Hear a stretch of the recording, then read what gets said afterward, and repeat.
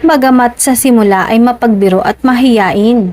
Maaalalang buong pagmamalaki ni Jericho Rosales na inamin na niligawan niya ang kanyang co-star sa Lavender Fields na si Janine Gutierrez. Matapos usisain ng isang kasamahan sa media na linawin ang kanilang tunay na estado, pagkatapos ng kanyang kamakailang museum at mall sightings kasama si Janine.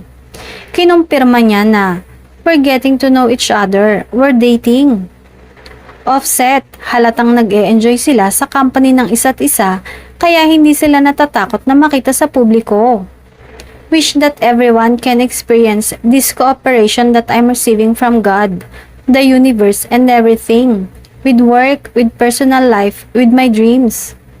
Sa mga sagot ni Echo, malinaw na nagbanding muna sila dahil sa hilig nila sa pag-arte. Lumilitaw na nagsimula ang lahat bago sila nagsimulang mag-shooting para sa kanilang serye. Sa magkahiwalay na panayam, sinabi ni Janine ang mga bagay na nagustuhan niya kay Jericho. Masaya kasi medyo nerdy din siya, like about the backstory of the character, the workshops, na ako din. I always get nervous before a role and before a character, so ako basa ng basa.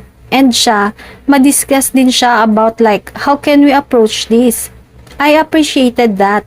Pag ginagawa namin yung eksena, align kami and natutulungan niya talaga ako.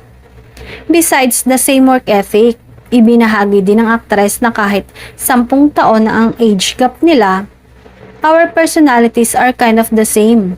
We're both kind of chill, we like the beach, click kami more than expected.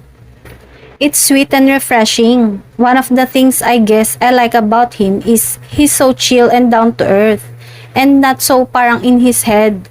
He's so friendly with people. He's so outgoing. I mean, masaya pala na parang chill lang.